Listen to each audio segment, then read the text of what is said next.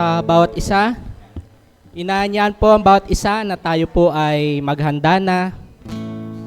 Panatilihin na po natin ang katahimikan. Humanap na po tayo ng mapapwestuhan. Sa lahat po ng member, ini-encourage po ang bawat isa na dito po tayo sa bandang unahan umupo para yung mga darating pong bisita ay sa likod po sila. Ano po? Para magkaroon lang po tayo ng kaayusan. At sa ating pagsamba, makiki-turn off po ng ating mga phone, silent mode, para hindi po maka-distract sa ating pagsamba ngayong umaga. Kaya ayan po, ating ihanda ang ating mga sarili sa paglapit natin sa Panginoon ngayong umaga. Kaya bilang pasimula, sama-sama po nating awitin ang ating himno, Kay Tahimik ng Paligid.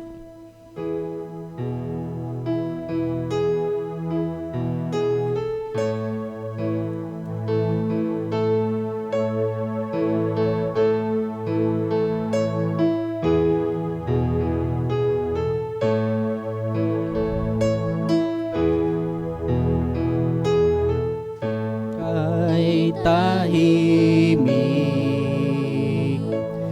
ng paligid sa gabing marikit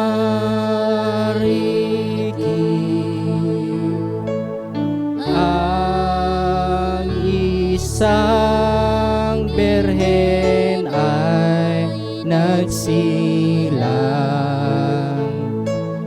ng tanging sanggol sa sabsaban.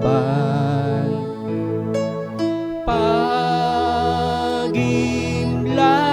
ay payapa,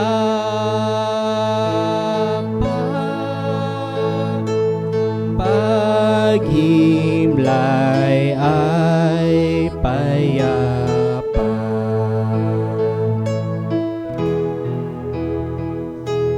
Kay tahimik ng paligid,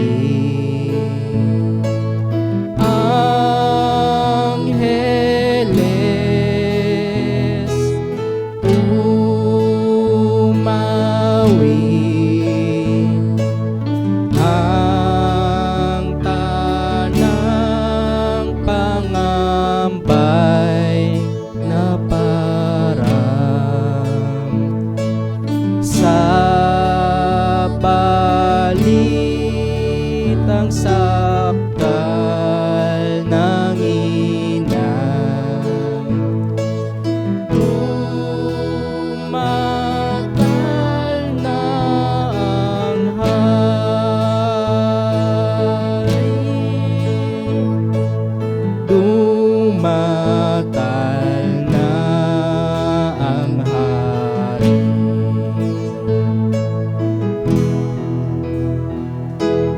Kay tahimik ng paligid, ang batyay pag-ibig, Diyos ay nagbigay ng biyaya. Dinggin ang magandang balita. Ang Mesyas ay sumilang,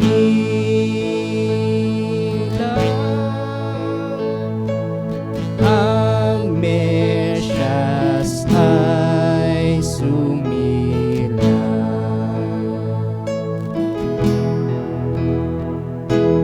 Kay tahimik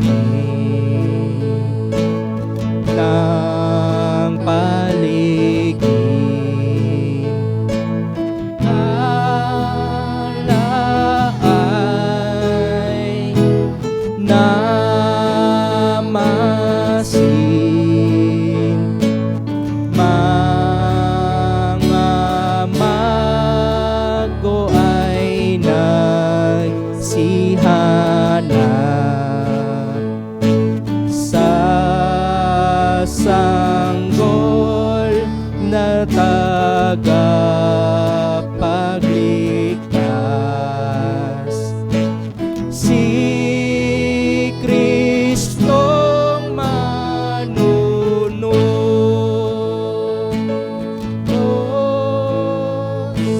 si Kristong manunubos.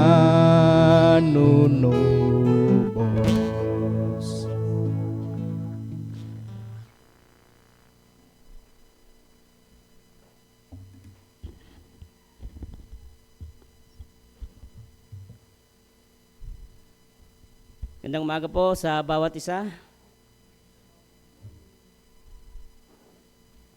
Ang selebrasyon ng mundo patungkol sa Pasko ay nakasentro sa sariling kasiyahan, kagustuhan, at makalamang pagdiriwang. Ang tanong sa bawat isa sa atin ngayon, mayroon ba talagang kaibahan ang pagdiriwang natin ito? Tayo na nagsasabi na nakauunawa ng tunay na kahulugan at mensahe nito. Mayroon ba o wala ring ipinag-iba? Ang pagsamba ang pangunahing naging tugon ni Maria, ng mga anghel, ng mga pastol at maging ng mga pantas noong unang Pasko. Sa kabilang dako naman, noon pa man at hanggang ngayon, may mga taong lihis ang kaisipan, tutol ang mga damdamin at gustong i-eliminate si Jesus, lalo na sa pagdiriwang na ito ng Kapaskuhan. Ang tanong, katulad ka ba ni Herodes? Ang pagsamba ang pinakaangkop at pangunahing naging tugon ng tao sa pagkakatawang tao ni Kristo. Ikaw ba, ano ang tugon mo? Patuloy ang hamon sa bawat isa sa atin, tayo na mga mananampalataya, na totoong sumamba sa Kanya at patuloy itong linawin din sa iba upang sila man ay makasamba din ng totoo. At ipagdiwang ang Pasko na si Kristo talaga ang sentro. Patuloy po tayong nagpupuri at nagpapasalamat sa ating Diyos dahil sa mga kapatid natin na nagdaos ng kanilang birthday at anniversary. Noong December 9 po, si Ate Belen Kiling. Noong 11 po, si Casey Jane De La Peña at si Arlen Janlo. Noong 13 po, si Kuya Reynante Jerry Prias. Happy birthday po mga kapatid. Sa mga nagdaos naman po ng anibersaryo, nung 9, si Mr. and Mrs. Chris and Dulce Torres. Nung 12 po ay si Mr. and Mrs. Jinky and Mutia Jimenez. Happy anniversary po sa inyo. Yan, patuloy po tayong sumamba ng totoo sa ating Diyos, lalo na po ngayong pagdiriwang ng Kapaskuhan. Ituon po natin ang paningin kay Kristo lamang. Welcome po sa C4 Worship Service. Atin pong patuloy na itaas ang pangalan ng ating Panginoong Hesus. Tayo po lahat ay umawit.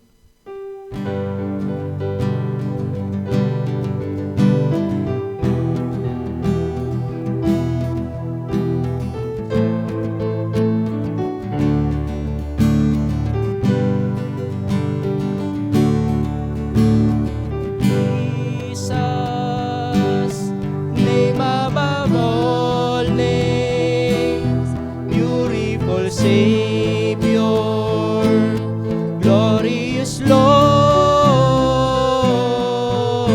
Emmanuel, God is with us, blessed Redeemer,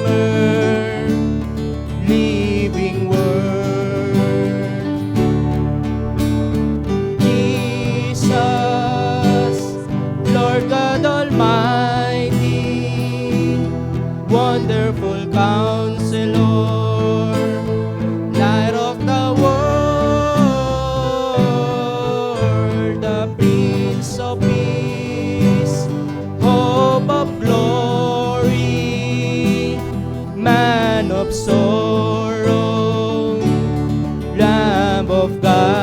tayo po lahat ay tumayo at minsan pa awitin po natin. Jesus, name above all names, beautiful Savior, glorious Lord, Emmanuel, God is with us, blessed Redeemer, living Word, Jesus, Lord God Almighty. Jesus, Lord God Almighty, wonderful Counselor, Light of the world, the Prince of Peace, hope of glory, man of sorrow, Lamb of God, man of sorrow, Lamb of God.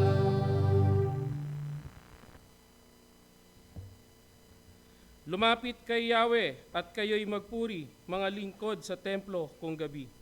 Sa loob ng templo siya'y dalanginan, taas kamay na si Yahweh papurihan. Pagpalain nawa kayo ni Yahweh, Diyos na lumikha ng langit at lupa. Magmula sa Sion ang inyong pagpapala. Sabay-sabay po nating bigkasin ang samba. Ready? And sa iyo, O kataas-taasang Diyos, buong pagpapakumbaba kaming sumasamba bilang isang komunidad ng mga tinubo sa iyong biyaya. Ang aming pangunahin at pinakamahalagang pananagutan ay ang sambahin ka na aming manlilikha dahil sa iyong kamangha-manghang gawa. Marubdob po naming hangad kami na ang buhay, pagkilos at pagkatao ay iyong hawak, ay ang sambahin ka sa spirito at katotohanan, upang lalong lumalim ang aming pagkakilala at ugnayan sa iyo. Buong puso naming itinatalaga ang aming sarili, hindi para sa aming kapurihan at kasiyahan, kundi para sa iyong kaluwalhatian at kaluguran. Alay namin sa iyo ang pinakamataas na pagpapahalaga, parangal, paggalang at papuri, ngayon at magpakailanman.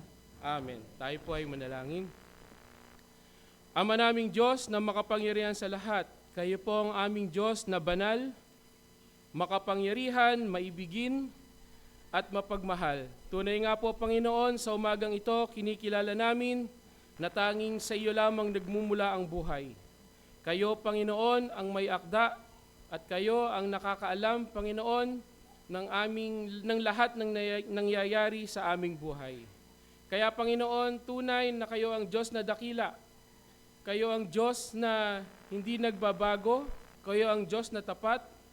At kayo ang Diyos na nakasasaliksik ng aming mga isip at puso. Sa umaga pong ito, Panginoon, lumalapit kami, humihingi ng tawad sa anuman pong karumihan na maaaring nasa aming mga puso, nasa aming isipan. Panginoon, wala pong nalilingid sa inyo. Ang lahat ay lantad, Panginoon, sa inyong harapan. Kaya sa umagang ito, Panginoon, nagpapakumbaba po kaming lumalapit at humihingi ng tawad. Humihiling kami, Panginoon, ng inyong patuloy na pagmamahal sa amin at ng inyong biyaya upang tunay nga po na makalapit kami ng may kalayaan sa inyong harapan. Tulungan niyo po kami, Panginoon, na sa aming buhay, lagi po naming isipin na kami ay mga makasalanang pinatawad lamang. At kami, Panginoon, ay laging manangan sa inyo sa bawat sandali ng aming buhay, anuman ang mayroon kami, anuman ang aming pinanghahawakan, lahat pong ito tanging sa inyo lamang. Kaya, Panginoon, sa umagang ito, pinupuri ka po namin, pinasasalamatan, at walang ibang naisin, Panginoon, ang aming mga puso, kundi kayo lamang ang bigyang papuri at pasasalamat at itanyag sa aming harapan. Maraming salamat po, ito ang aming dalangin sa tanging pangalan ng aming Hari at tagapagligtas na si Kristo Jesus. Amen. Patuloy po nating papurihan, awitan ng ating Diyos na banal. Tayo po ay patuloy na umawit.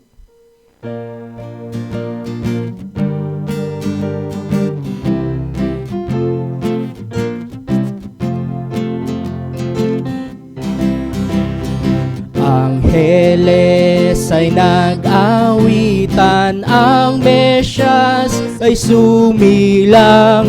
Kaligtas ay kanyang dulot, tao'y naugnay sa Diyos. San sinukob ay nagdiwang at 10 ng kalangitan. Ihayag sa palana, ang Mesyas ay sumilang na. Angeles nag-awitan, ang Mesyas ay papurihan. Ang Kristong tampok sa langit, Diyos ng awat pag-ibig, sa takdang kapanahunan sa mundo ay sumilang. Si Kristo'y Diyos na totoo, ngunit siya'y nag-anyong tao, nakinsama sa atin. Si Jesucristong Emmanuel, Angeles nag-awitan, ang Mesyas ay papurihan. Hari ng kapayapaan, ating papurihan.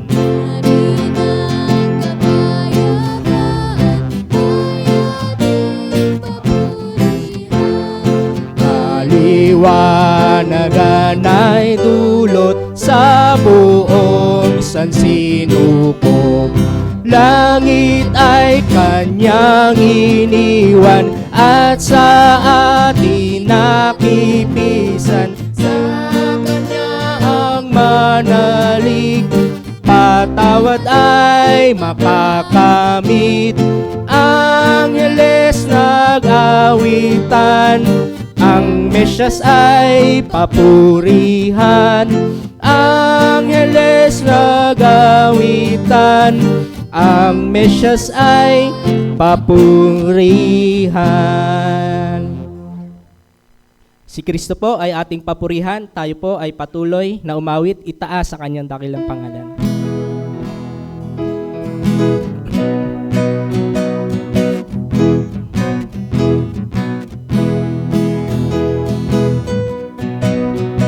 Ngalang Jesus papurihan, ating luwalhatiin. Siya ang hari ng bawat nilalang, Diyos at Panginoon natin. Siya ang hari ng bawat nilalang, Diyos at Panginoon natin. Si Kristo na manunubos, ating luwalhatiin. Sa trono niya tayo ay dumulog, at siya'y ating purihin. Sa trono niya tayo ay dumulog, at siya ay ating purihin. Bawat pansalipi ka, kay Kristo'y magpugay. Sa paanan niya magpatira pa, tao't mga anghel man. Sa paanan niya magpatira pa, tao at mga anghel man. At pag tayo ay sumapit sa langit na bayan, magpupuri tayong walang patid sa Diyos magpakailanman. Magpupuri tayong walang patig sa Diyos magpakailan pa man.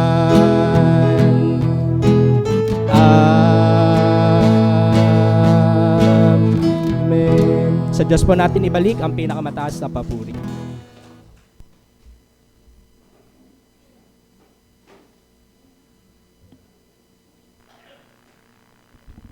Tayo po ay dadako sa gawain ng pagkakaloob.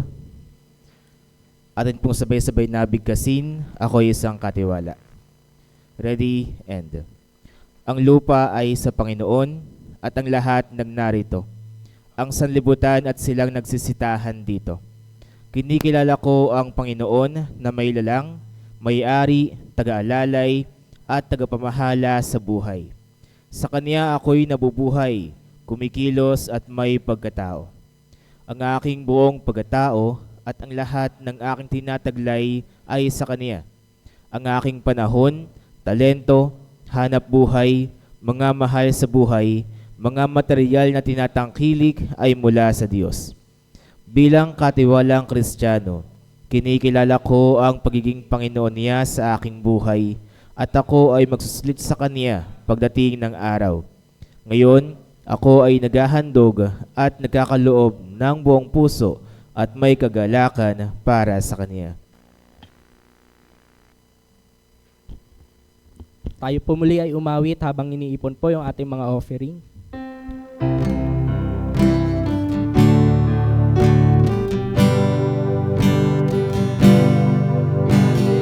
Offer anything that cost me nothing. I'll place before Him nothing less than my very best. And if I'm called into sacrifice, it will be worthy of my Christ. I will not offer anything that cost me nothing. Nararapat lamang sa Diyos ang alay na tapat, alay na susukat sa aking pagmamahal, at kung hingin ng aking Diyos ang sakripisyo kong handog, buhay may di tatanggi, tangi kong handog. I will not offer anything that cost me nothing. I'll place before Him nothing less than my very best. And if I'm called into sacrifice, it will be worthy of my Christ. I will not offer anything that cost me nothing. Buhay may di tatanggi, ang tangi kong handog.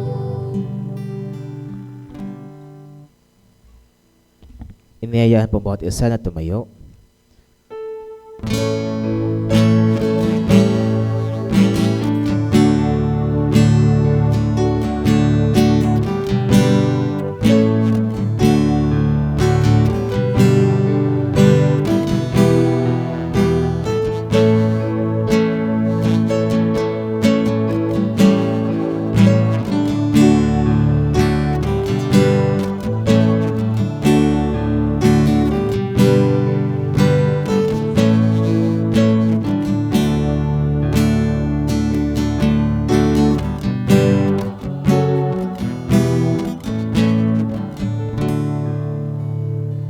Tayo po'y manalangin. Panginoon, sa iyo po lahat ng kapurihan, pasalamat at pagsamba. Maraming salamat po, Panginoon, sa umagang ito. Nakakalob niyo po sa amin muli upang ikaw ay sambahin, pupurihan. Salamat din po, Panginoon, sa lahat po ng anyo ng pagpapala na ipinagkalob niyo po sa bawat isa para po sa nagdaang linggo. Maraming salamat po, Panginoon, sa inyong pong pagsama, paggabay, sa bawat isa po sa amin, maging sa mga pagsubok namin pong pinagdaanan. Maraming salamat po Panginoon sa kalakas at karunungan na iyo pong kaloob upang ito po'y aming mapagtagumpayan. Ngayong umaga Panginoon, nais po namin ihandog sa iyo ang mga nalikom po na halaga. Nais po namin ito'y magamit para po sa iyong ministeryo. Tulungan niyo po ang pamunuan, pagkalooban niyo po ng karunungan na kailangan upang ito po ay magamit para po sa ikalalago ng iyong mga salita. Pagpalain niyo po nawa Panginoon ang mga kaloob na ito. Ito po ay aming pinagkakatiwala sa pangalan po ng Panginoong Yesus. Amen.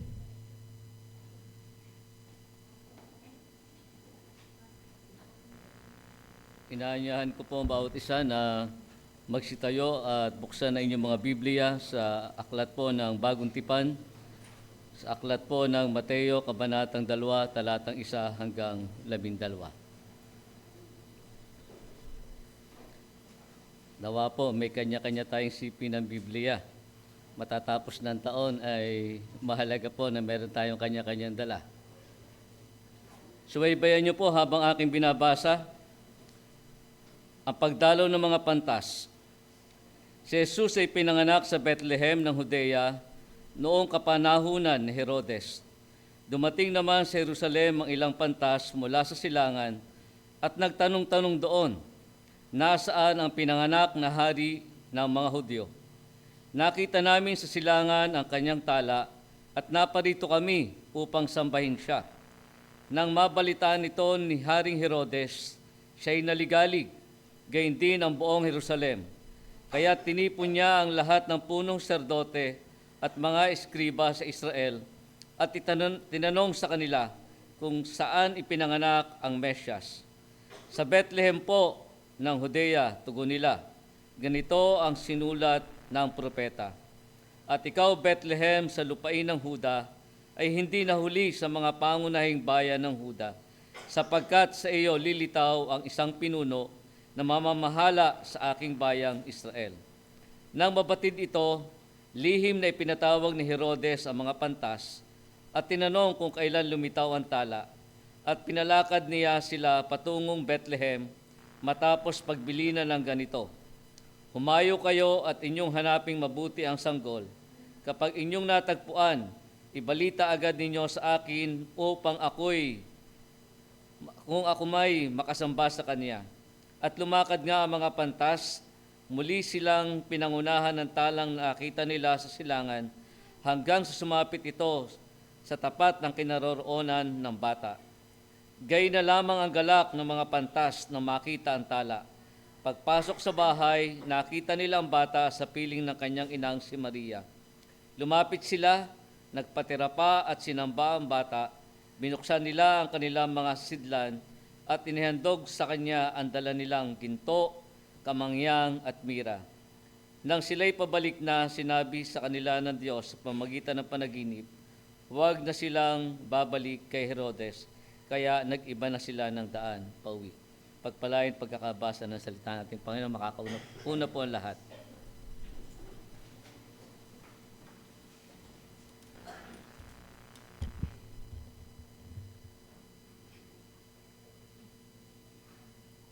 Nag-viral ang isang nanay sa social media.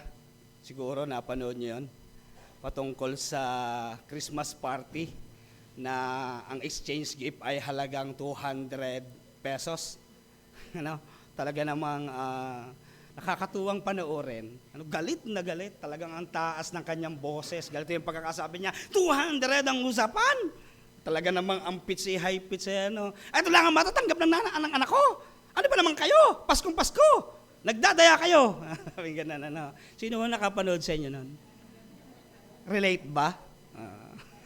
Talagang talagang nakakatuwang panoorin itong nanay na ito. Galit na galit. Pag po sumasapit ang galitong panahon, lalo na kapag Kapaskuhan, abala ang mundo. Kasi minsan, yung pagse-celebrate ng Kapaskuhan, nagiging commercialism. Minsan nakatuon sa mga bagay na materialism. Minsan pag may Christmas party ay mayroong exchange gift. Pagkatapos, magkano ang ating halaga ng exchange gift? At meron naman talaga iba na madaya.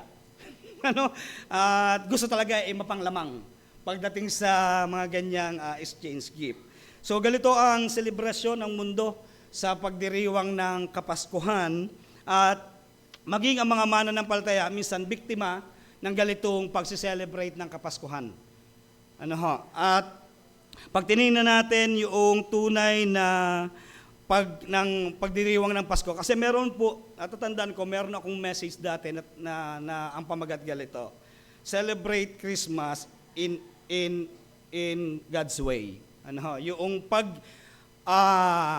diriwang ng Kapaskuhan sa paraan ng Diyos. Ano ho? Pag tinignan po natin kasi yung Pasko, hindi po ito nangangahulugan doon po sa eksaktong araw ng kapanganakan ng Panginoong Jesucristo. Kasi nagbibilang tayo kung kailan talaga yung celebration, di ba? Sa July sa December 25. At kailan yon?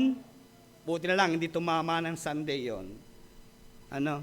Kung tumama ng Sunday, siguro walang maglo-Lord's Day.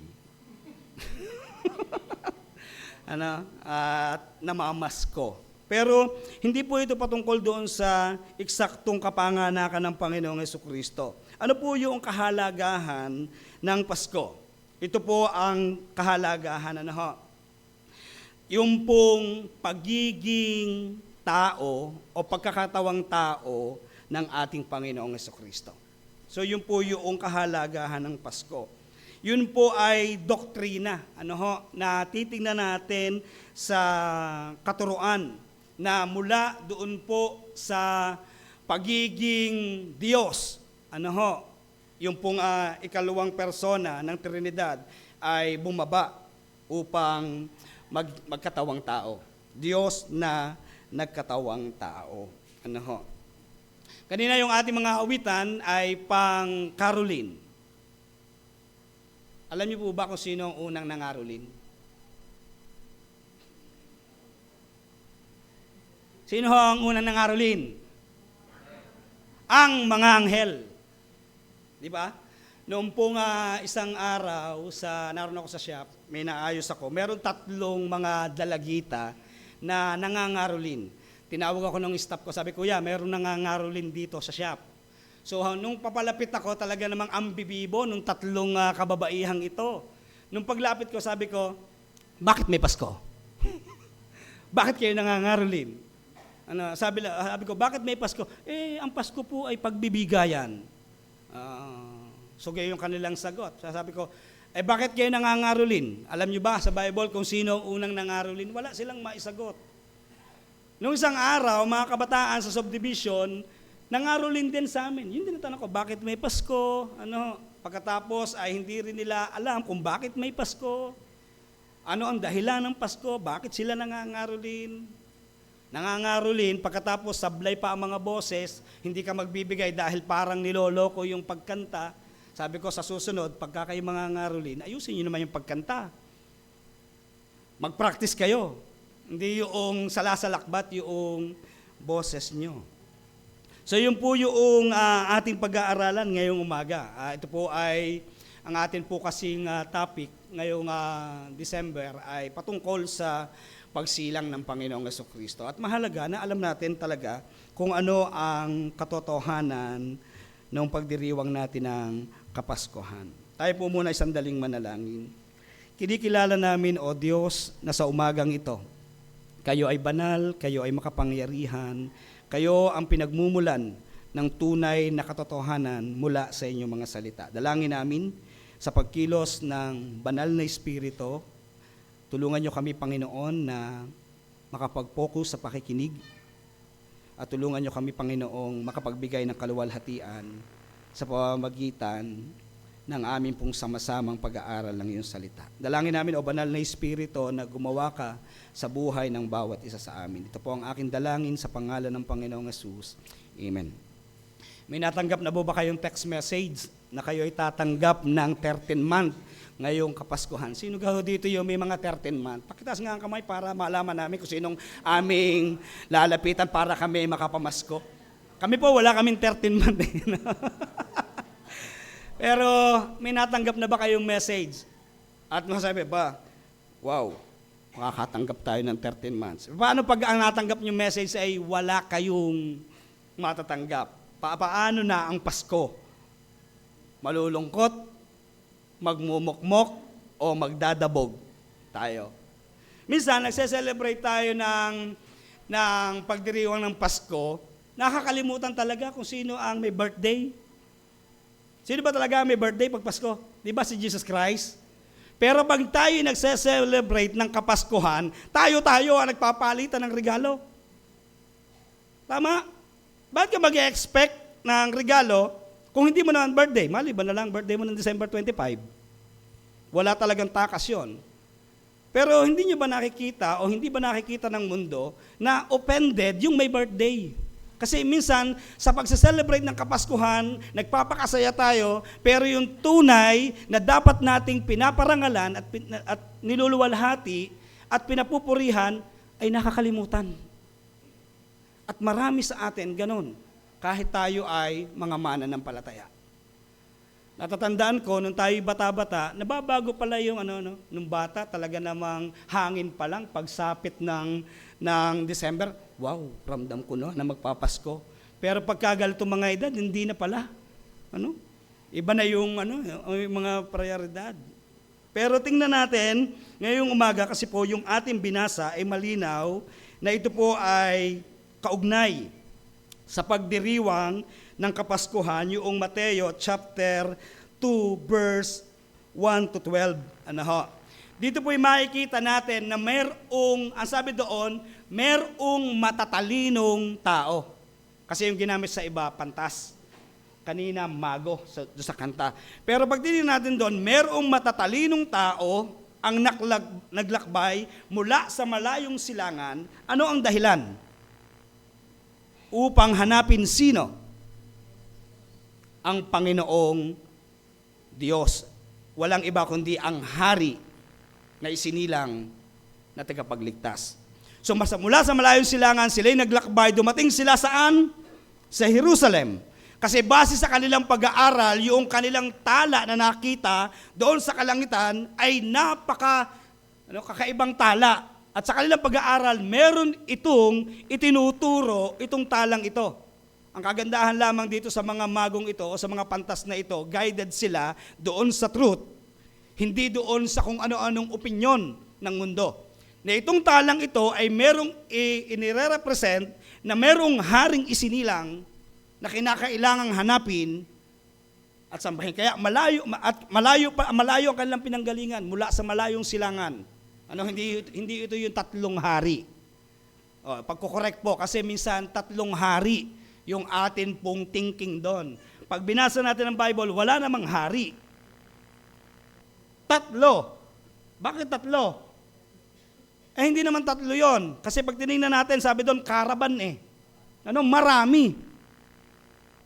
Bakit tatlo? Kasi sumisimbolo siguro doon sa tatlong regalo na inihandog sa Panginoong Hesukristo. So mula sa malayong silangan, sila'y dumating sa Jerusalem at ang buong Jerusalem ay naligalig. Bakit? Kasi pagdating nila doon, ang kanilang tanong, nasaan ang hari na isinilang? Nung dumating sila doon, mayroong hari. Sino yung hari? Si Herodes. So nung mabalitaan niya, o matanggap niya yung text, text. Social pala, text na yun Pero wala po sa context yun wala dito. Baka sabihin niyo, si Pastor Marlon nagtuturo ng mali. Pinapaganda ko lang yung kwento. Pero hindi, pag binasa natin ng Bible, hindi yon. Pagamat meron tayong text na binabasa. So naligalig. Naligalig sino? Si Haring Herodes. Kasi siya ang hari. Bakit itong mga pantas na ito, na matatalinong taong ito, ay naghahanap ng haring isinilang? Anong ginawa niya? Ipinatawag niya yung mga pinuno. At kanyang tinanong, saan daw isisilang ang hari? Sabi, sa Bethlehem po. So naganap po yung propesiya mula sa Old Testament, na maglilihi ang isang dalaga at magsisilang siya ng isang lalaki at tatawagin itong Emmanuel, na ibig sabihin ay kasama natin ang Diyos. Then, natupad yung sinabi ng propeta, ng mga propeta, na sa Bethlehem isisilang si Jesus Christ. Kasi mula saan? Sa angkan ni David. Kaya doon po sa Juda po sa Bethlehem, sabi noong mga pantas. At nung makausap nung hari yung mga pantas, sabi niya, ganito sabi niya. Pinatawag niya. Ano ang mensahe niyo? Ganito po, ganito. Sige, pinagbili na sila ng hari, hanapin yung mabuti ang sanggol. At pag nakita nyo, bumalik kayo sa akin, ha? Bakit daw pabalik? Upang ako man ay sumamba. Totoo kaya? Hindi. Sapagkat sa istorya, noong pong ang mga pantas ay nakita na ang Panginoong Jesucristo na nagawa na nilang ibigay yung kanilang mga regalo, nagpakita sa kanila ang anghel ng Panginoon. Ang sabi, mag-iba na kayo ng daan, pabalik. Hindi na sila dumaan doon sa kanilang dinaanan. Kaya anong ginawa ni Herodes nung siya ay mapaglinlangan noong mga pantas? Ipinapatay niya yung mga bata na 2 years old pababa. At natupad din yung sinabi ng mga propeta. Mula sa Old Testament na talagang iiyak doon sa pagsilang na yon dahil sa maraming batang ipinapatay si Herodes. So ngayong umaga, ito po yung title ng aking message, text message mula sa mga pantas. So ang mga pantas ay may mahalagang mensahe ng Kapaskuhan na dapat nating malaman. Ulitin ko po yun. Ang mga pantas ay may mahalagang mensahe ng Kapaskuhan na dapat nating malaman. Ano ang text message ng mga pantas na dapat nating malaman? Una, 30 po ito. At mula po dito sa ating binasa, makikita natin yung 3 katotohanan ito. Number 1, paghanap kay Kristong Hari. Paghanap kay Kristong Hari. Ang tanong dito, paano hinanap ng mga pantas si Kristong Hari? So sa paghahanap, hindi ito makikita kung wala kang gagawin. Meron na po ba kayong isang bagay na nawala, pagkatapos gusto mo makita pero wala kang ginagawa? Di ba, pag meron kang isang bagay na gusto mong makita, talaga namang maghahalughog ka sa iyong bahay. Iisip, dito ko lang yun inilagay, dito ko lang yun inilagay. So tingnan natin, paano hinanap ng mga pantas si Kristong Hari. Una, ang sabi dito, naghanda para sa paglalakbay. Naghanda para sa paglalakbay mula sa malayong silangan. Hindi naman sinabi dito kung saan eksakto yung kanilang lugar, pero ang sabi doon, mula sa malayong silangan. Noong panahon ng mga pantas, hindi pa uso ang mabibilis sa sasakyan katulad ng eroplano. Tama. Ang kanilang sasakyan noon ay yung parang mga camel siguro, by land. So hindi ganun kabilis yung kanilang pagpunta. So merong struggle, merong hirap, di ba? Nakaranas na po ba kayong magbiyahe sa isang lugar na napakalayo? Kahit tayo nakasakay sa magarang kotse, di ba? Parang pagdating natin sa lugar, parang pagod na pagod tayo. Lalo na kapag ang dadaanan natin ay yung lugar na mga lubak-lubak, papuntang Naga, talaga namang lubak-lubak, hindi makapagmabilis. So, ganun yung pangyayari. At itong mga pantas na ito, mula sa malayong salangan, sila'y naghanda sa paglalakbay. Maaari sa kanilang paglalakbay, pwede lang isipin, di ba naman ito, tayo magsibalik na, tayo magsiuwi na. Di ba? Merong ganon na discouragement. Bagamat hindi naman kasama sa text, Pero pag tinignan natin sa ganung aspeto, habang sila'y naglalakbay, hindi ganun kadali. Ang paglalakbay, mahirap, malayo, pero naghanda sila. Ibig sabihin, kapag talaga gusto nilang makita yung paghahanda, talagang sila ay determinado sa kanilang gagawin. So yun yung keyword doon, determinado sa paghahanda, sa paglalakbay. Pangalawa, nagtanong-tanong kung saan ipinanganak ang hari ng mga Hudyo. Siguro habang sila ay pupunta, kasi ang kanilang tinitingnan lang yung tala. Hindi naman nila alam kung saan talaga eksakto yun eh. Kaya habang sila ay naglalakbay, sila ay nagtatanong, saan yung ganito? Hanggang sa pagdating nila doon, nakita nila ba itong tala ay dito nakatuon o ang itinuturo ay itong Bethlehem, itong Jerusalem. So guided sila noong katotohanan na sinisimbolo ng tala. So nagtanong-tanong kung saan ipinanganak ang hari ng mga Hudyo. Hindi lamang yon, hindi lamang sila nagtanong-tanong, naglaan ng panahon upang hanapin si Kristong hari. So naglaan talaga sila ng panahon. Dito talaga sila na hanapin ang isinilang na hari. Kasi pag hindi nila ito nakita, hindi sila mapapakali. Tama? Kaya naroon ng kanilang paglalaan ng panahon. Naglaan ng panahon upang hanapin ang Kristong hari. At yung pang-apat, na natili sila sa pagtingin sa tanda. Verse 9. Di ba? Saan sila nakatingin? Habang sila ay naghahanda sa paglalakbay, habang sila ay nagtatanong-tanong, naglaan ng panahon upang hanapin ang hari, saan sila nakatingin? Doon po sa tanda. Yung tala. At yun ay talagang eksakto kung saan sila dadalhin nung tanda na yon. Pangalawa, ano ang text message ng mga pantas na dapat nating malaman? Pangalawa, pagsamba kay Kristong Hari. Pagsamba kay Kristong Hari. So paano sinamba ng mga pantas si Kristong Hari? Itong mga matatalinong taong ito, pag tinignan natin, yung pagsamba nila sa Panginoong Jesucristo ay hindi ayon saan? Sa pamantayan ng tao. Kasi minsan meron tayong pagsamba na inaakala natin, diba, itong alam kong tama sa pagsamba, di ba? Ngunit itong mga pantas, ang kanilang pagsamba sa Diyos ay hindi ayon sa kanilang sariling kagustuhan, kundi ito'y naayon sa pagsamba na nire-require ng kautusan. So ano sabi dito? Lumapit sila kay Jesus. Lumapit. Ito ay tanda ng naisin na lubusang makilala si Jesus.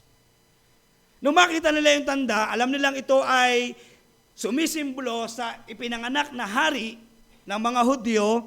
Naglakbay sila, hinanap nila, at nung makita nila, sila ay sumamba kay Kristong Hari. At yung kanilang paglapit, ito ay tanda ng naising lubusan nilang makilala si Jesus. Pangalawa, hindi lamang sila lumapit, pangalawa, nagpatira pa sila sa harapan ni Jesus. Ito ay pagpapakita ng kapakumbabaan sa harapan ng Diyos.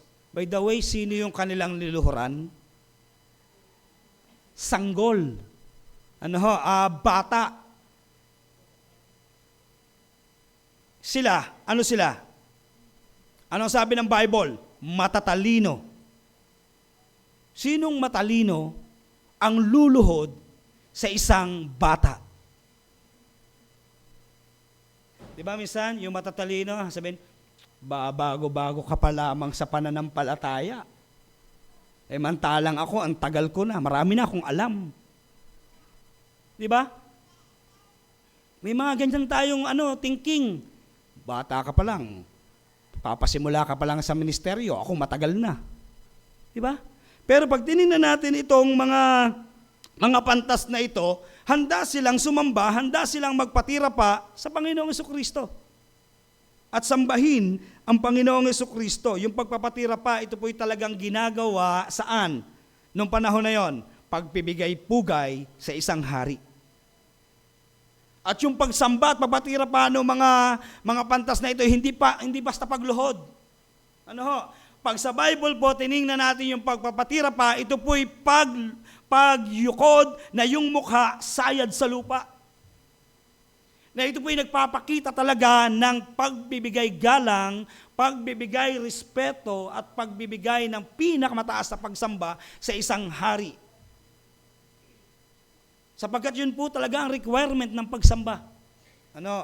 Madalas sa atin pong pagsamba, minsan hindi natin ito nagagawa. Ang pagsamba sa atin, minsan ay pag-araw ng linggo, kinaugalian na o kinasanayan na.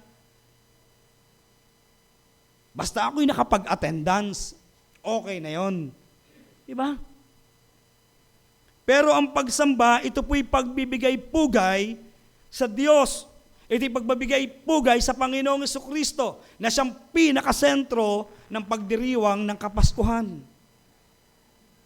Mahalaga po natin makita yon. Pangatlo, sinamba nila si Jesus. Ito ay pagpapakita ng katotohanan na si Jesus ay Diyos na karapat dapat sambahin. Si Jesus lamang at wala ng iba kapag araw ng Pasko. Nung po ako'y naghahanda ng mensahe, sabi ni Brother Raymar sa akin, bro, ano ang iyong response song? Sabi ko, response song mo nga yung anong pamasko. Kasi yun po yung kinanta ko nung kakantata natin. Sabi ni Brother Raymar, bro, pang special number pala yun. Sabi doon, anong pamasko ang tinutukoy ko? Si Jesucristo at wala nang iba. Sabi doon, tulad ko, ibuksan mo ang iyong puso. Babalik tanaw ako doon sa kantata Kasi first time kong kumanta yung kantang yun. Hindi naman ako marunong kumanta, hindi naman ako matiming, pero napakanta ako na Lori. Pero yun po ang tinutukoy doon. Anong pamasko ang tinutukoy ko? Si Jesucristo at wala nang iba. Kaya pag tayo nagdiriwang ng Kapaskuhan, tayo mga mananampalataya, alsin po natin yung materialism sa pagdiriwang ng Kapaskuhan sapagkat hindi naman ito patungkol sa mga material na bagay. Pag ang pinag-uusapan ay Kapaskuhan, may kinalaman po ito sa spiritual na pagsamba natin sa Panginoong Jesucristo. Sinong hindi magiging masaya kapag nakatanggap ka ng mamahaling regalo? Pero yung lahat ng bagay na meron dito sa mundo, lilipas at mawawala. Ano lamang yung magpapatuloy at may walang hangganan? Ang salita ng Diyos at ang Panginoong Jesucristo. Kaya napakahalaga, lalo higit sa ating mga kabataan na narito ngayon, na ang Kapaskuhan ay patungkol sa Panginoong Jesucristo, hindi ito patungkol sa mga bagay na material. Di ba, minsan, nanay, tatay, ang gusto kong papasko'y iPhone 17. Wow, iPhone 17, Gusto kong papasko'y galito. Minsan, tay, ang gusto kong papasko, lalo sa may mga kaya at mayayaman, ang gusto kong papasko'y sasakyan. So, hindi po ito patungkol sa mga bagay na material. Ang Kapaskuhan ay patungkol sa paglapit sa Panginoong Jesucristo, pagpapatira pa, pagrespeto at paggalang, sapagkat siya naman talaga ang kinakailangan nating igalang at sambahin sa araw ng Kapaskuhan at maging sa month na ito na ipinagdiriwang, inaalala ang Panginoong Jesucristo at pagsamba sa Kanya. Sapagkat siya lamang ang dapat sambahin, wala nang iba. Pangatlo, ano ang text message ng mga pantas na dapat nating malaman? Ano nga yung una? Paghanap kay Kristong Hari. Pangalawa, pagsamba kay Kristong Hari. At ito yung pangatlo. Paghahandog kay Kristong Hari. Ano ang ginawa noong mga pantas? Ito yung kanilang inihandog. Ginto. Sabi doon, inihahandog sa hari. Nakita niyo po yung storya noong yung pong reyna ng Sheba. Noong si Solomon ay sumisikat sa kanyang pagiging hari. Sapagkat merong 2 babae, 2 nanganak, yung isa'y namatay. Sabi noong nag-agawan sila doon sa buhay. Pagkatapos, nagkameron ng kaguluhan, dinala kay Solomon, yung 2 ina. So galito, sabi ng isang ina, akin po yung anak na yan, yung pong kanyang anak ang namatay. Sabi ng isa, hindi, akin po yan. Ang hirap pa yung desisyon na noon, di ba? Kahit si Solomon, hindi niya ang hirap itong desisyon na, pareho nilang, hindi naman niya nakita. Nung mga anak, yung 2 babae, anong ginawa ni Solomon? Sige, ganito ang gawin. Hatiin ang anak, ibigay ng equal. Sabi nung isa, ay sige po, payag po ako. Anong sabi nung isa? Ay wag po, ibigay niyo na lamang sa kanya. Sabi ni Solomon, ibigay doon, sapagkat siya ang tunay na ina. So natanyag yung kanyang katalinuhan. Sa pagiging hari, ngayon, binisita siya ng reyna ng Sheba. Ano ang dala ng reyna ng Sheba? Na regalo? Ginto. So ibig sabihin, yung pong ginto, ito po'y talagang inihahandog sa hari. At si Kristo, na batang Kristo, nung siya'y pasyalan ng mga pantas, ang dalang regalo ng mga pantas, ginto. Bakit? Sapagkat sumisimbolo yung ginto sa pagiging hari ni Kristo. Ngayon, pag ito inilapat natin sa ngayong Kapaskuhan, paano natin hahandugan si Kristo? Kailangan ba talaga ni Kristo ang inyong ginto? Pero sa mga prosperity gospel, ginto.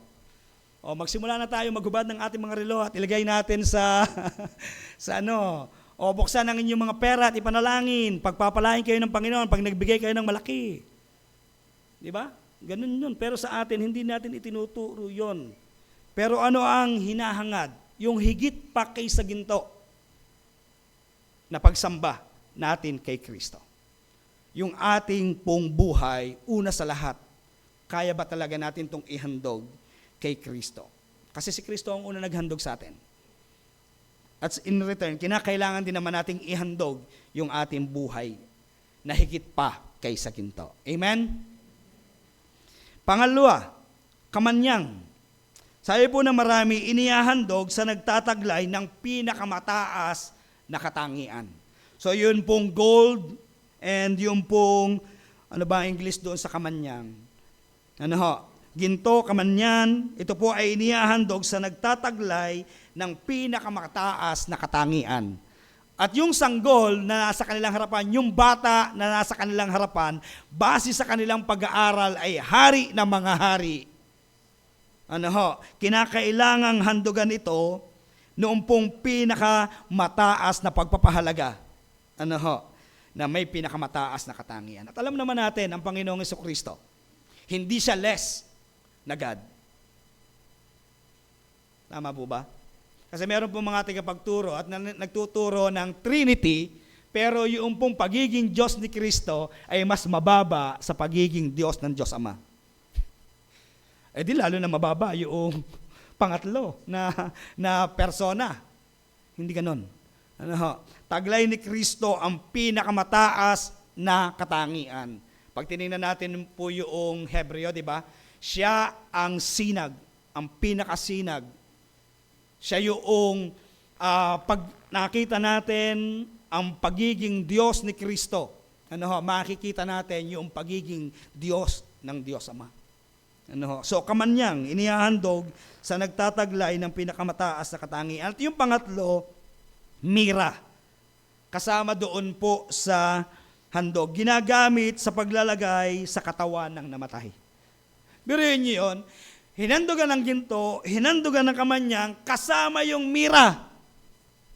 At alam ni Maria yon. Yung bakit ito kasama sa mga inihandog? Bakit mo hinahandugan ng anak ko ng mira?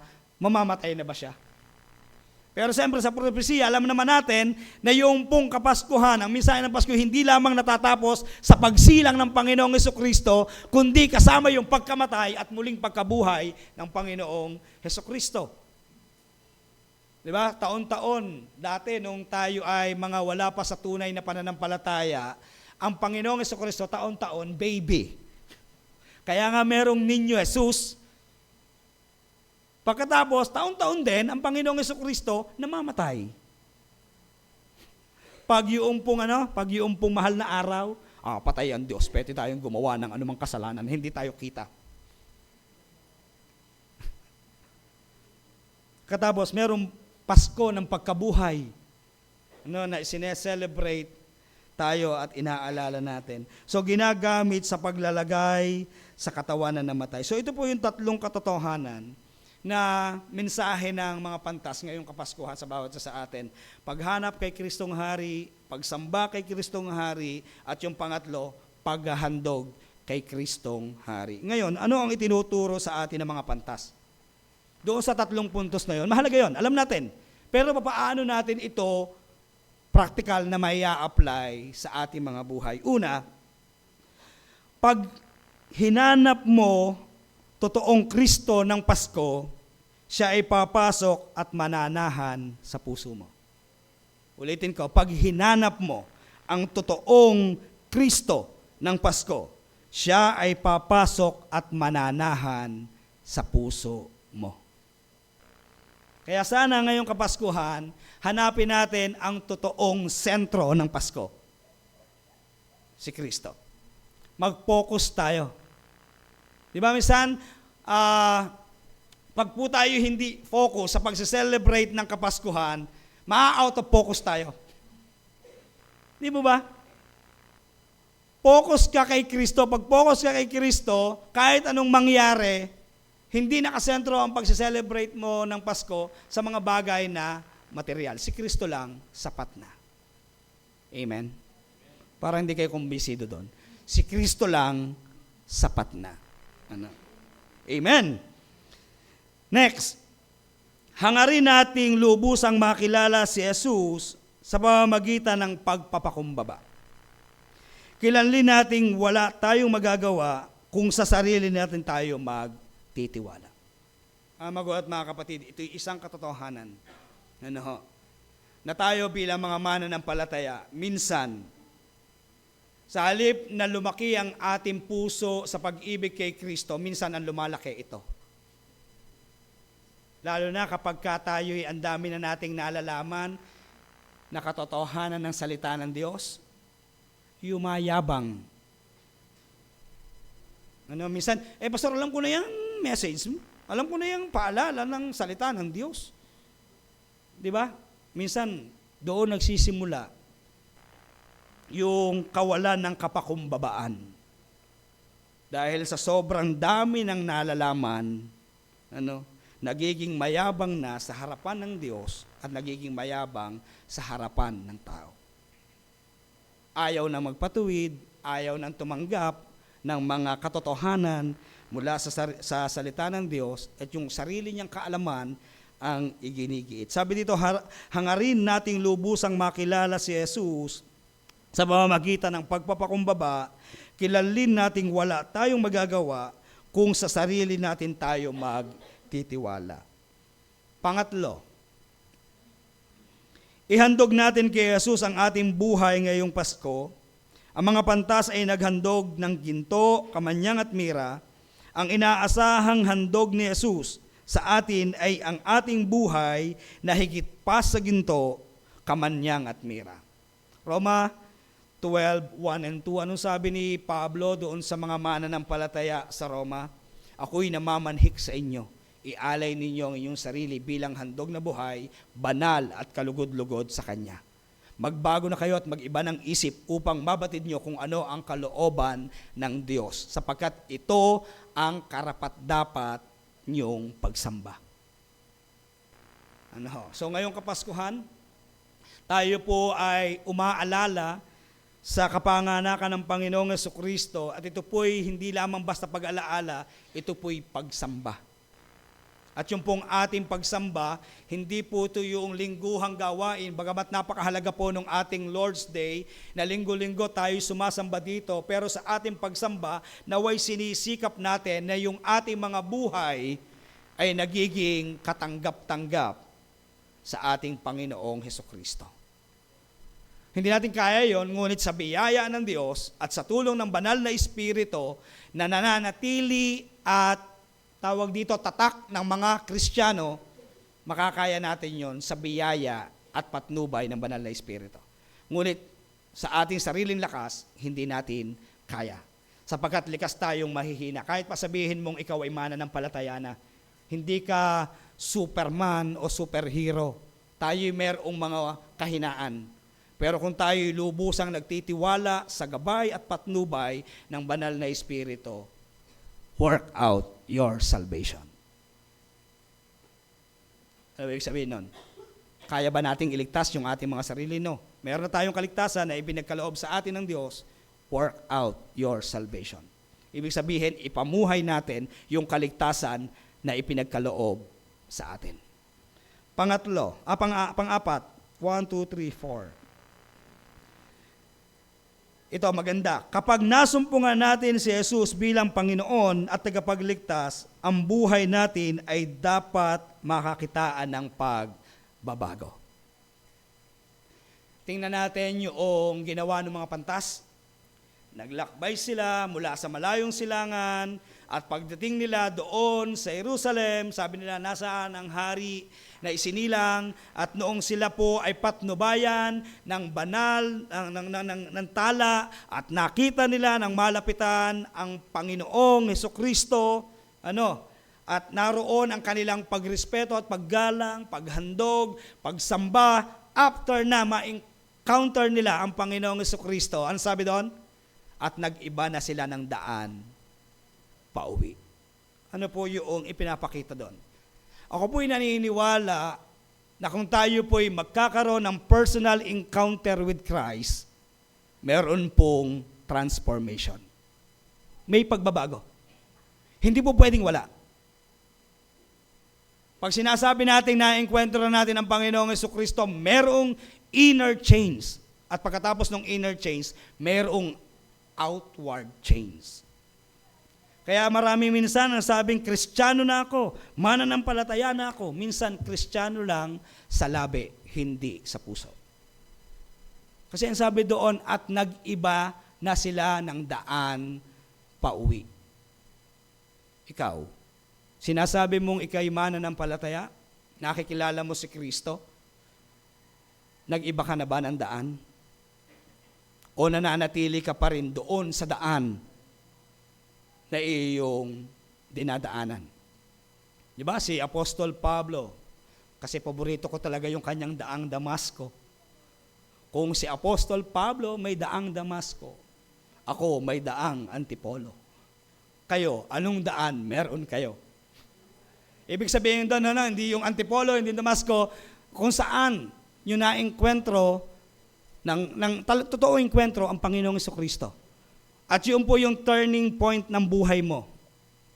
Na mula doon sa pagkaalipin sa kasalanan, pinalaya ka ng Panginoong Hesukristo sa kasalanan, hindi madali, pero naroon po yung gabay at patnubay ng banal na Espiritu na tayo magpatuloy sa atin pong pananampalataya. At nakakitaan tayo ng pagbabago. Yung testimony ng amin pong pananampalatayang mag-iina. Una, si Kuya, pagkatapos ako, kasi ako po ay mag-iinom, lasenggo, maraming bisyo. Nung makita nung inay ko, yung aking bunso ay wala ng bisyo.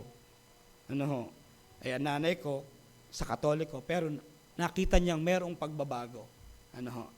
So meron pong magpapatunay sana na nakakakilala sa atin. Na ano kaya meron sa taong ito? Ibang-iba na siya.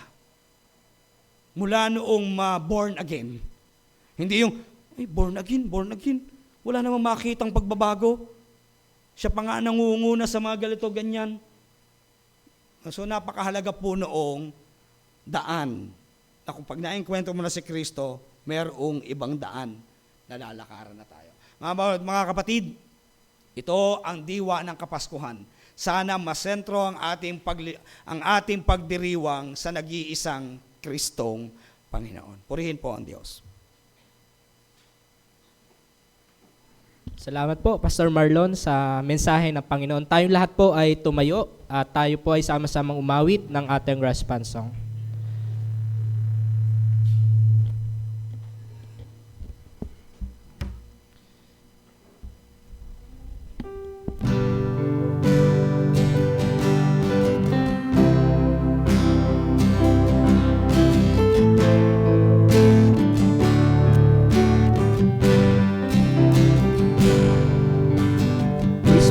About His glory, Christmas is about His grace, Christmas Christmas is a gift of love our Father gave us. More than just another story about special time and place.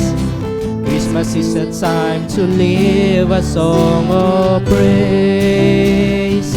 For God is with us, and we celebrate the glory of His presence.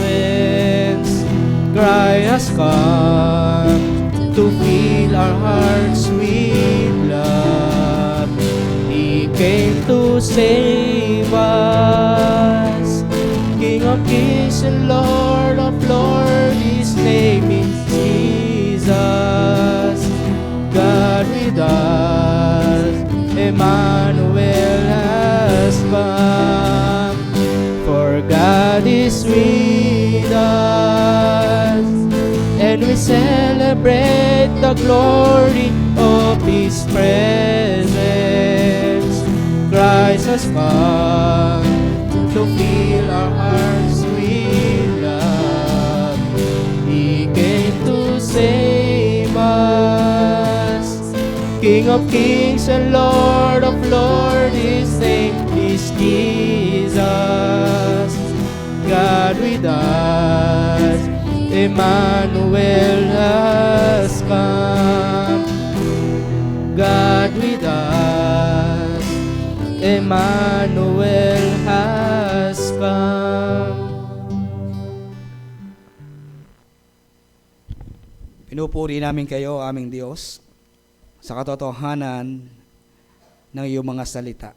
Nawa sa amin pong pagdiriwang nitong Kapaskuhan, masentro ang amin pong pagdiriwang na ito sa nag-iisang hari, walang iba kundi ang Panginoong Jesucristo na makapangyarihan sa lahat.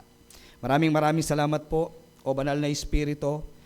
Pakiselyuhan niyo po sa aming puso at sa aming isipan ang mga katotohanang nahayag ngayong umaga. Pagpalain nawa kayong lahat ng ating Ama sa langit.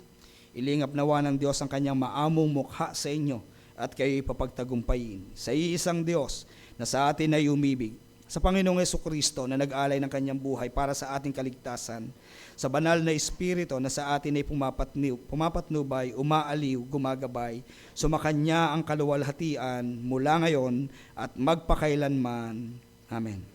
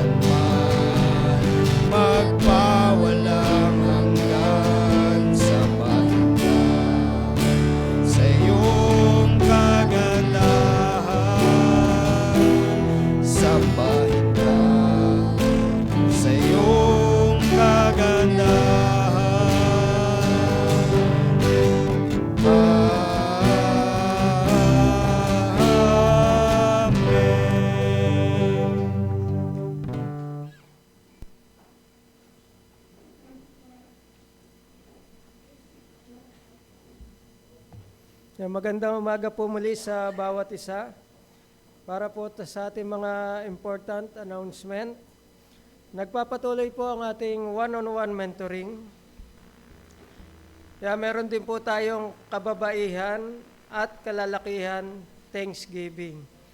Yan, kaya po wag po sanang munang uuwi ang mga kababaihan at siyempre ang ating mga kalalakihan. At meron tayo ngayon Thanksgiving Fellowship. Yan, ang atin pong Christmas for Christ ay hanggang bukas na lamang po.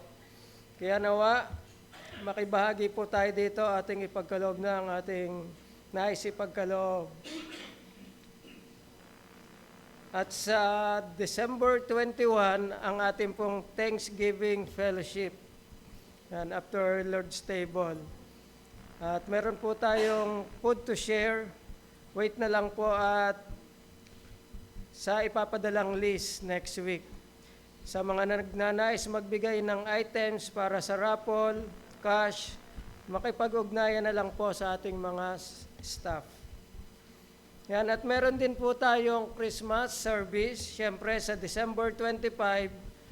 Ito po ay Thursday, 8 a.m. Kaya nawa po, wag po mawawala ang bawat isa. Sama-sama tayong sumamba sa Panginoon sa December 25. At sa ating missions update, Christmas for Christ, ay meron na po tayong 83,000. Yan, salamat po sa ating Panginoon. Yan, maging sa ating Palawan lot, yan, nakalikom na rin po tayo ng 108,073 pesos. Yan, napakabuti po ng Panginoon sa buhay ng bawat isa.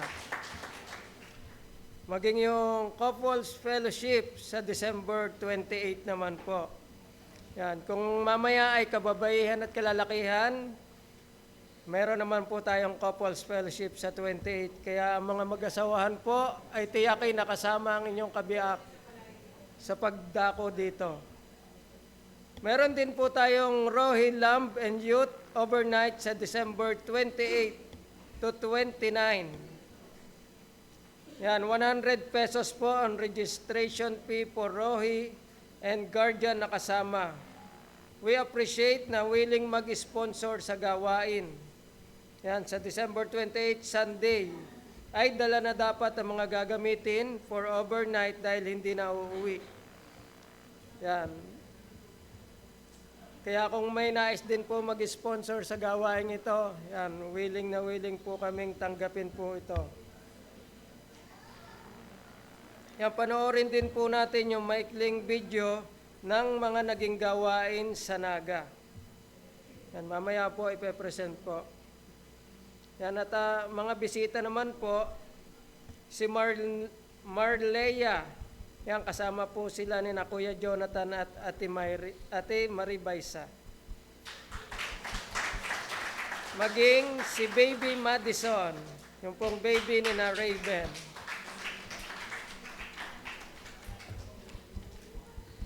Yan, sa ating pong nagpapatuloy na gawain sa araw-araw. Yan, ang Praying as One, Monday to Friday, 6:30 a.m.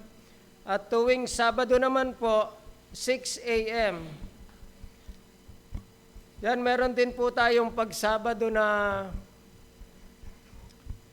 OFW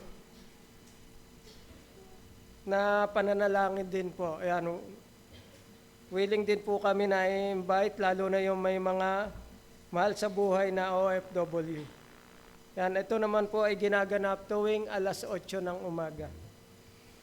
At ang ating virtual class, every Tuesday, 7 to 8:30 p.m. Yan, sa atin rin nagpapatuloy na Day of Prayer and Fasting. Yan, may 3 po itong session. Ang kick-off, ang engaging in accountability, and end session. Yan, paalala po muli, kada session meron po 3 ini-encourage na participants para sa pananalangin. Yan, kaya nawa, ang bawat isa ay makabahagi, lalo na kung available naman po tayo, ito naman po ay virtual. Kaya nawa, kagalakan po na makibahagi din po ang bawat isa rito. Nagpapatuloy din po yung Praying as One every Wednesday, 7 to 7:15 p.m. Ito po ay online. Maging ang Hope Meeting every other Thursday, 7 to 8 p.m. At ang C4 Family Live every Friday, 6:30 to 7 p.m. Sinusundan po ng Berean as One, 7:15 p.m. maging ang OFW Sambayan worship every Saturday, 11 p.m. to 1 a.m. Yan, at ang ating Gospel Faithfulness Forum, yan as schedule. Maging ang SBC and Sambayan as schedule. Better Together Partners in Prayer. Yan, ito po ay nagpapatuloy. Pwede pong virtual at pwedeng face-to-face. Maging yung ating jail ministry every other Saturday, 2:30 p.m. Yan, para rin po sa ating, yan, ngayon naman nakapahinga ang ating CCI, pero patuloy po natin ina-encourage ang bawat isa na patuloy na mag-aral. Magbasa ng Biblia, yan, patuloy natin encouragement. Magbasa po tayo ng Biblia. Upang sa ating mga pag-aaral, malinaw sa atin yung sinasabi ng mga nakatayo dito sa unahan. Baka kung ano na palang katotohanan, hindi na pala yun na nasa Biblia. Kaya napakahalaga po na basahin po natin ang ating Biblia. At mahirap basahin ang Biblia kung wala tayong sariling sipi. Yan, kaya magkaroon po tayo nawa. At ngayon naman itiyak na may 13-month na ang inyong mga magulang. Kung may bago kayong cellphone, tiyakin nyo may bago kayong Biblia. O meron kayong sariling sipi. Yan. Kaya salamat po sa bawat isa. Okay po, inahanyahan po ang bawat isa. Tayo po lahat ay tumayo at sama-sama po nating awitin ang victory song. Ito ang Pasko.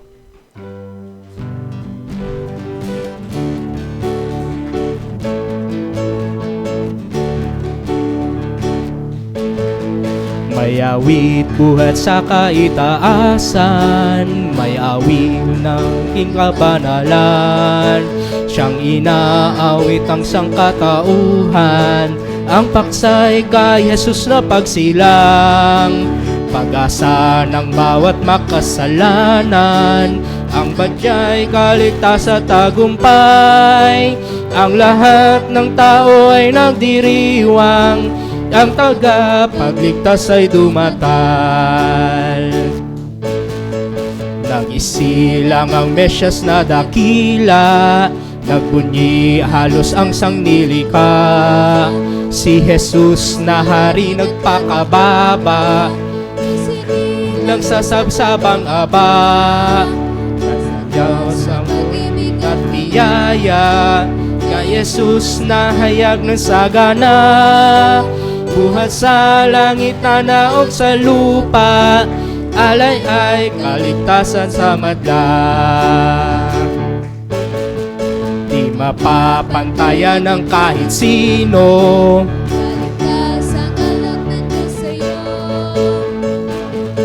kusang nilisan ni Kristo, nagtiis na mamuhay sa mundo. Buhay niya ay inialay sa Kalbaryo, layon ay iligtas ka at ako. Papasukin sa puso mo si Kristo, yan ang tunay na diwa ng Pasko. Papasukin sa puso mo si Kristo, yan ang tunay na diwa ng Pasko. Pari na po tayo, magsiyo po.